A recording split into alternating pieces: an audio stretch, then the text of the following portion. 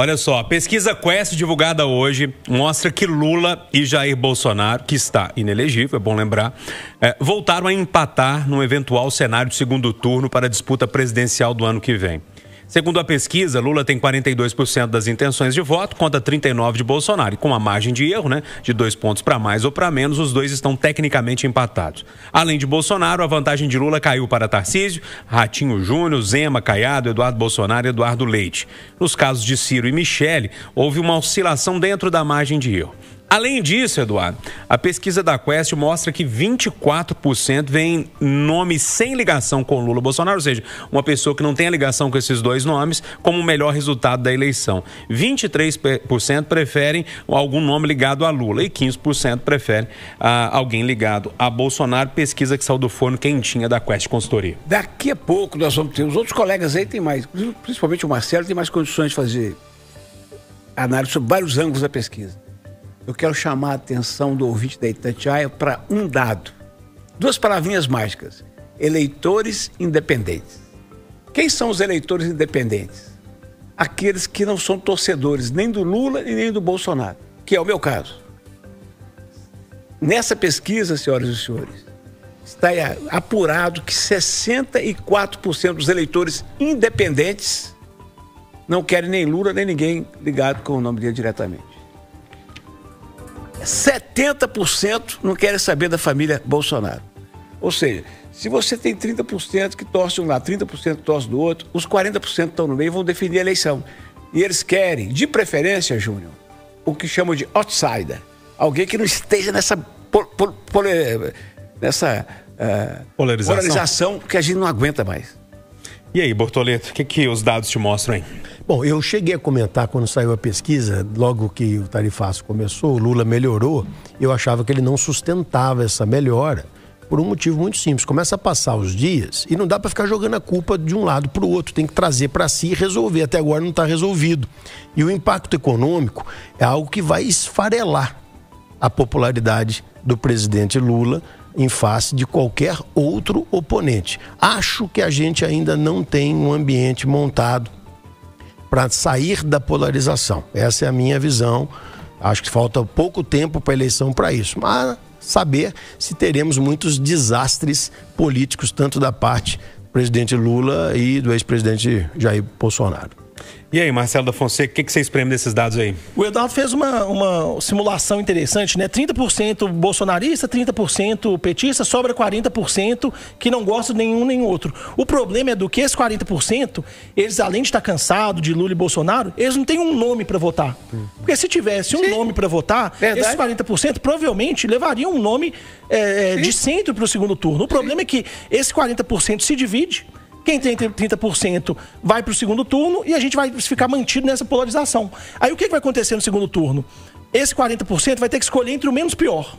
Há uma parte que detesta o Lula e outra parte que odeia o Bolsonaro. E aí o que indica as pesquisas é que apesar do governo Lula ser mal avaliado, a maioria da população desaprova o governo Lula, é um governo cheio de problemas. Só que essas mesmas pesquisas mostram que o ex-presidente Bolsonaro tem uma rejeição ainda maior. 60% não querem que o Lula seja candidato e 70% não querem que o Bolsonaro seja candidato. A família, hein? Então, a família Bolsonaro. Então, é uma eleição que, se for para o segundo turno, se pudesse ir para o segundo turno entre Bolsonaro e Lula, já que o Bolsonaro está inelegível, esse cenário vai acontecer, provavelmente ia ganhar de novo menos pior. Eu fico pensando como que a gente está preso nesse ciclo, nessa polarização que parece que não tem uma alternativa. A gente não consegue sair dessa briga de Bolsonaro e Lula porque nenhum nome surge. O candidato, gente, que essa pesquisa aponta que melhor pode fazer frente ao Lula é o Ciro Gomes, que até 1 ano e meio atrás estava enterrado, estava escondido da política, estava fora do jogo. E não podemos dizer que é um outsider, né?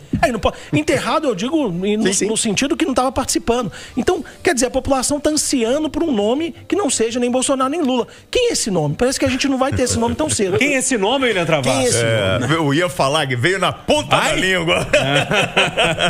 Mas deixa eu contar uma coisa para vocês aqui. Vocês já observaram que a esquerda, ela o tempo inteiro traz o Bolsonaro para esse cenário?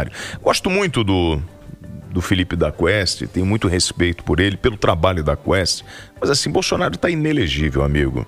Ele vai usar o argumento dizendo que é uma liderança e tem que estar presente nessa pesquisa. Então, assim, eu acho que a primeira coisa para a gente encontrar um nome e para entender é assim, o Bolsonaro tem que sair dessa pesquisa. É no meu ponto de vista. Ele está inelegível, não tem previsão nenhuma do Bolsonaro concorrer à presidência da República. Me dá uma parte, William, nessa Claro. fala, porque eu acho importante dizer isso. Porque o nome do Bolsonaro está ali porque alguma outra pessoa vai estar no lugar dele. Então é importante ali o teto, o piso do cara que vai entrar, que vai ser isso. o Bolsonaro, né? Mas então aí... é importante o nome dele estar ali para a gente entender os outros cenários. Entendo, né? eu entendo, só que o Bolsonaro não está no jogo. Mas então, me dá uma parte também pequena. Bom, quando você falou, eu fiquei quieto. Perdão, é só uma parte, só uma provocação. Você gosta de provocar, dá uma chance. Em 2021, o Lula também estava inelegível. Sim, então... E o nome dele estava nas pesquisas. E é por isso que nós estamos... Quem foi então, eleito? Marcelo, é Agora isso que nós estamos... Marcelo. Mas é por isso, gente, nós estamos sempre retroalimentando a polarização. Está na hora de tirar esses nomes. Se a pessoa está inelegível, ele não tem nem que aparecer na pesquisa.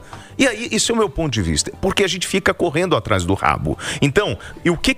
Aí, entenda uma coisa. A turma de oposição, né? Você pega lá Tarcísio, Ratinho, você vai observar que houve um crescimento no percentual. Que era, por exemplo, Ratinho contra Lula, de 31 passou para 35. Tarcísio para Lula, era de 33, passou para 36. Houve uma mudança na área da oposição que mostra um crescimento, mas ainda a gente está preso nessa narrativa de Bolsonaro e Lula. Sabe por quê? Porque isso dá audiência, isso movimenta, isso justifica, e aí os outros nomes não aparecem. Tira o Bolsonaro da próxima pesquisa, faço esse desafio à Quest. E vamos ver o resultado disso, porque o Bolsonaro está inelegível, por que ele está na pesquisa? Perdão interromper de novo, mas não pode. Nossa. Uma pesquisa séria, ela tem que olhar vários cenários. Botar um cara que não está... Então, Datafolha, Quest, que são institutos sérios, eles avaliam, eles perguntam primeiro, eles perguntam sem citar os candidatos. Quem você quer votar para presidente? Né? É a pesquisa que não é a pesquisa que apresenta não opções. é estimulada. Não é estimulada. Sim. É espontânea, né, que eles chamam. E nessa pesquisa, uma grande parte da população brasileira vai citar o ex-presidente Bolsonaro. Isso é normal. Como lá atrás, em 21, já citavam o Lula. E ele estava inelegível. O que aconteceu? Uma mudança no Supremo. O Lula foi candidato e venceu a eleição. Então, não dá para criticar as pesquisas nem fazer esse tipo de cobrança. Eu não estou fazendo... Gente, pelo amor de Deus, eu não estou querendo desconstruir o modelo da Quest e tudo. Eu só estou dizendo para vocês o seguinte, o Bolsonaro não está nesse jogo. Então, para mim, então tudo bem. Ele não é candidato, mas ele está no jogo. Não, sim, mas ele não é... Bom, agora a gente ganhou mais um debatedor. Vamos lá, tudo bem. Quer dizer que o Bolsonaro, ele está no jogo? Ele não está no jogo. Ele pode ter o poder de influência. Isso. Mas ele não pode aparecer como candidato, gente. E como é que ele vai aparecer junto? Ele não está habilitado a concorrer a nada. Eu acho que a gente vai ter que estudar ciência política, então, para tentar aprender a fazer pesquisa de novo. Tá bom, eu estou entendendo o que o WT está dizendo, mas é só a gente também, como comentarista, destacar aonde está aqui o foco do Bolsonaro com o Lula e comentar os outros. Você falou muito bem. Sim, é isso. Os outros mas aí também. Você entende que a polarização ela só aumenta quando a gente coloca... E aí vai do que o Eduardo está falando. Não aparece outro nome porque a gente está preso nesses dois. Rapidinho, ex-presidente do INSS é preso pela Polícia Federal em operação contra os descontos legais, aquela história todos os aposentados, hein, Eduardo? O presidente do INSS no governo Lula, até outro dia, Alessandro Stefanuto, preso. O presidente, ministro da Previdência do Bolsonaro, João Carlos Oliveira, com tornozeleira eletrônica. Ou seja, o roubo dos aposentados é suprapartidário, é vergonha nacional. E com a anuência desse generoso âncora, eu peço ao Peradelis para dizer o que eu penso quando fico sabendo que tem gente presa por conta do roubo dos velhinhos, que sou eu também. Ponto final, nossa conversa de redação, que teve Eduardo Costa, William Travassos, Marcelo da Fonseca e Leonardo Bortoleto.